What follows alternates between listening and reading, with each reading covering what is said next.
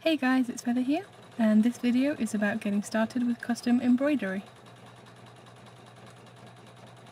Little disclaimer, this video is about embroidery, so I'll be singing the praises of embroidery machines a lot. If you're watching because you're not sure if you want one or not, it is a big investment and not a necessity. I love my machine and they are a great tool for any crafter, but they can cost a lot and they're not a direct replacement for your skills or your time or your creativity. If you want to buy one, go for it, but I always suggest researching what you're getting as much as you can. This video is going to be mostly about the digital side of embroidery. So I'm aiming at those of you who are looking to buy a machine and you're researching, or you have one and maybe you've been using purchase files and you want to start with custom stuff. If you're buying from a dealer, most embroidery machines will come with or have a discount on some form of digitizing software, which you'll need to view and edit and create files for your machine. Some, like the one mine came with, don't quite do everything you need to do. There are a few softwares on the market. Some of the more popular ones are PE Design, Wilcom, Sophiso, Embird, Stitchera. They can run up on the expensive side, so make the most of any trial versions or tutorials, videos that show off the interface before you buy any of them.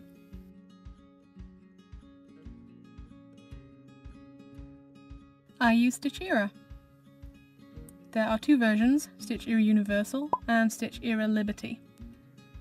Liberty is the full version and Universal is a subscription service that requires an internet connection to run it, as well as missing a few other features that Liberty comes with. Many moons ago, Stitchera was completely free, as long as you had an internet connection, and by the time they rolled out the new subscription service, I was so ingrained into using it that I've been kind of too lazy to really look properly elsewhere. But I am currently playing with PE Design so that I can show you guys that one too. For the most part, they all run pretty similarly, kind of like how art programs like Psy, Photoshop, PaintShop, etc. are all similar but have different tools and flashes and bangs. It's all about what you're comfortable with and the cost, etc. And speaking of art programs, I use the aforementioned tools to create all of my embroidery designs. Like before, you don't necessarily need to run out and get the best art program out there. I prefer to use Paint Tool Psy because the line work tools are comfortable for me, but for some other designs I'll use Illustrator and then import the vector. One of the most important parts about creating an image to digitize is that the edges are nice and clean, with no fuzzy bits, so in theory you could create a good design on MS Paint. You also don't really need a tablet pen unless, again, you want to use one. I sometimes crack mine out for detailed stuff, but for the most part all my designs are made with my mouse and various shape tools. Pressure sensitivity isn't a necessity either on a pen, so if you just wanted one for embroidery work, you could get one of the cheap ones that doesn't really come with all the magic bits and bobs and pen pressure. Not really very handy with the art side of things, you don't need to worry. I find for the most part it's more important to be technical with your embroidery drawings. You could create the most beautiful swirly arty designs, but if they don't translate well into stitches, it's all for nothing really. This design I've been working on lately is basically a lot of triangles and geometric shapes that are going to fit into several segments of a circle, so it's more important that I scale and place everything properly rather than adding flourishes and messing around. When it comes to designing eyes for plush, a lot of them are just made up of various circles of colour. Sometimes they're squashed and stretched with the warp tool to make them more interesting. So try experimenting with creating something just using shape tools and see what you can get.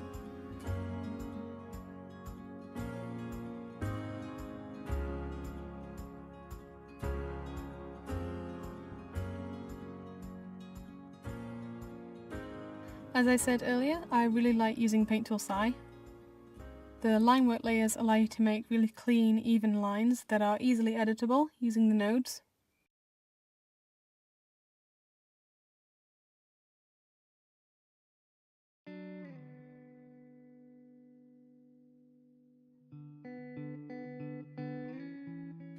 In this example, I'm just using a solid circle. then warping it and pasting the shapes, adding them and resizing and just adding colours to make an interesting shape. I make the shapes as solid as possible using the magic wand and the fill tool.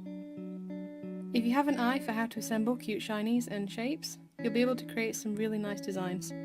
But I'm guessing if you're into sewing, you must be creative, right?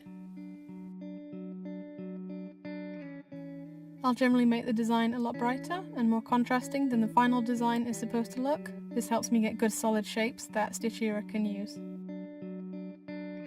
So we've looked at how to draw out your designs. Now let's look at how we would go about digitizing them with Stitch Era Universal.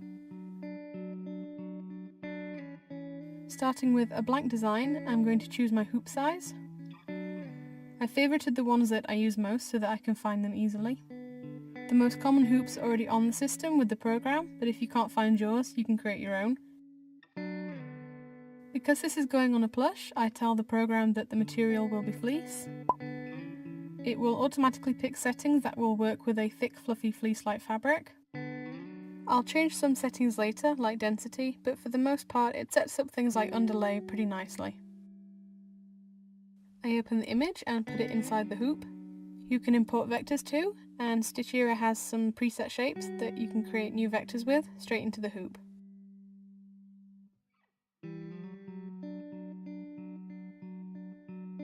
In the layout bar, there is a set size tool to set the image to the right size. Because I made it on Sci and not Illustrator, I'm going to ask the program to reduce the colours down and take away any fuzz. There is a tool that I sometimes use, and that is the Art to Stitch tool. It takes the image and automatically converts the image into what it thinks is best. It's not always what's really the best, like here it's set up the order in a way that I wouldn't want to use. But it's a good starting point if you're unsure on certain sections, and we'll come back to this one later. So next we want to think about layers. Like you might do a drawing in Photoshop with the line art on the top and the skin layer underneath the clothing layer. It's almost kind of like Photoshop, but you're filling with stitches instead of colour. That's kind of how I describe it to non-crafty people when they ask me what I'm doing. I'll start with the sclera. Instead of white, I'll use a nice bright colour so that I can see all the outlines and stitches. You can change the background colour of the hoop, but I always set the final colours next to last anyway, so this is easier for me than trying to pick a contrasting background every time.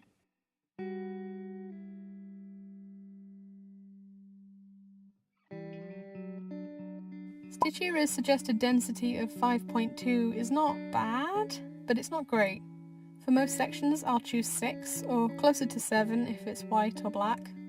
Really small sections I'll sometimes go down to 5.7, because my machine seems to struggle with tiny dense sections. I know some artists who go even denser than that. It's going to depend on the fabric, your machine, and your style, so testing is important. I forgot to add that tiny bit of white. I add the section and then, using the Object Manager, drag it back to underneath the iris where it belongs. I try to group all colours together, but also do them in an order that makes sense. If the order and the colours are conflicting, for example the whites of the eyes should be under the iris, and the white shinies should be on top of the iris, then that order will win out over grouping the white together.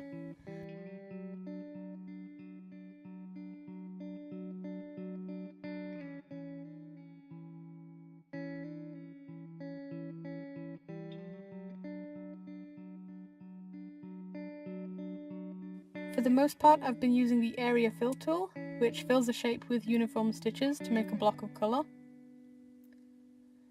There are other effects we can use. For a circular iris I could use the Elastic Pattern Fill tool. This tool allows me to adjust and create different directions for a subtle shaping effect.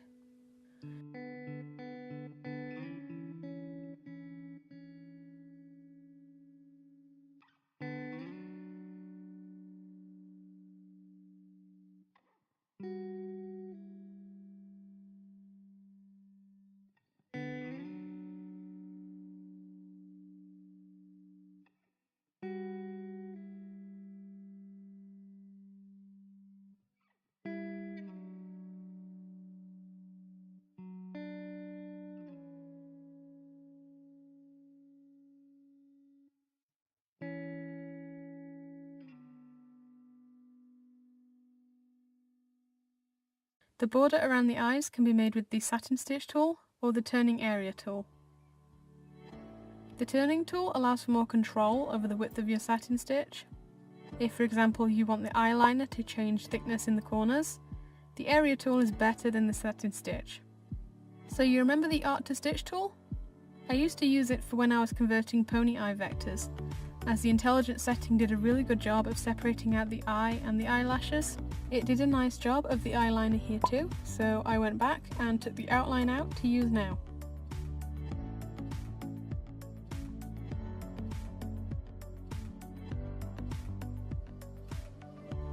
I'll tweak the colours a little to make them slightly easier to look at, and then check that everything is a good density and is tied off at the beginning and the end.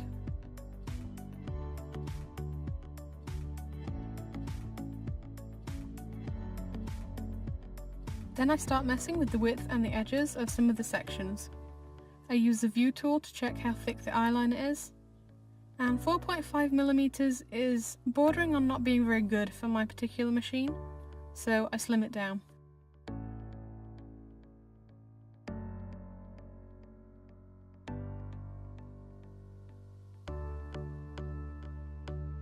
When I scroll with the bar, I can see the outlines of all the sections. They need to overlap, or at the very least be touching. There's a big gap here between the green and the black, so I work on overlapping them so that there will be no gaps where the fabric can peek out.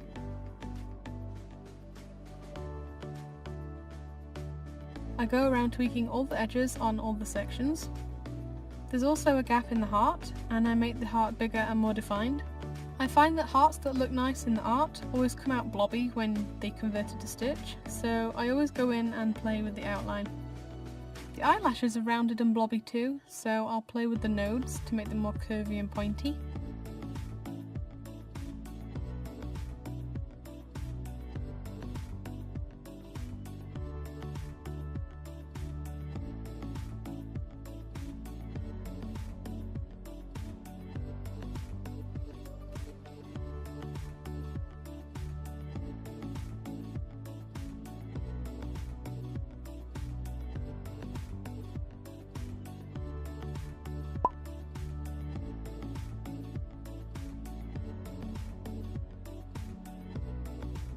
You can change a node's properties so that it will behave differently. Changing this one to a corner means that the two little direction-y bits will now move separately, and I can make the edge nice and sharp.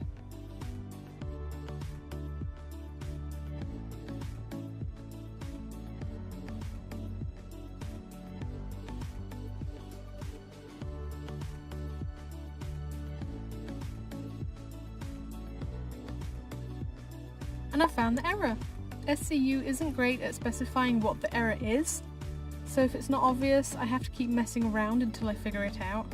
This random doohickey was sticking out from the rest of the design, but it was too small to warrant any stitches, so it was confusing the program.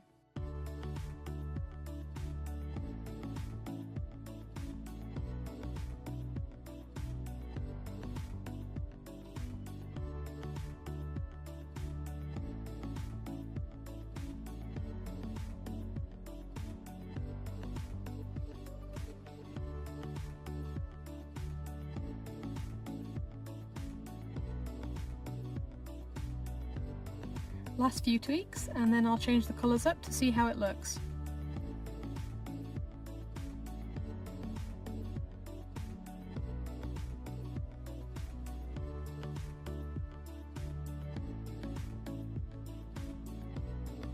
It's pretty cute! I'll be packing these up as a downloadable package for patrons and probably Etsy later. I've tested these eyes numerous times, so I know that they work. Designs are saved in an editable format as a DSG. While ever it's in this form, I can edit it, change colours, split stitches, add sections, remove bits and stuff. Once it's exported into an embroidery file, I can resize it, flip it, and that's about it. So I make sure I save the DSG files a lot. It's kind of like when you go from a PSD file into a PNG or a JPEG. Once it's done that, the layers are all flattened and you can't do anything with it. My machine takes USB files, so I convert them into JEFs, and then copy over onto my USB stick. I've had the same 1GB stick since I got my first machine, and it's never come close to being full. I think I cleared it off at some point around 2014, but I haven't since.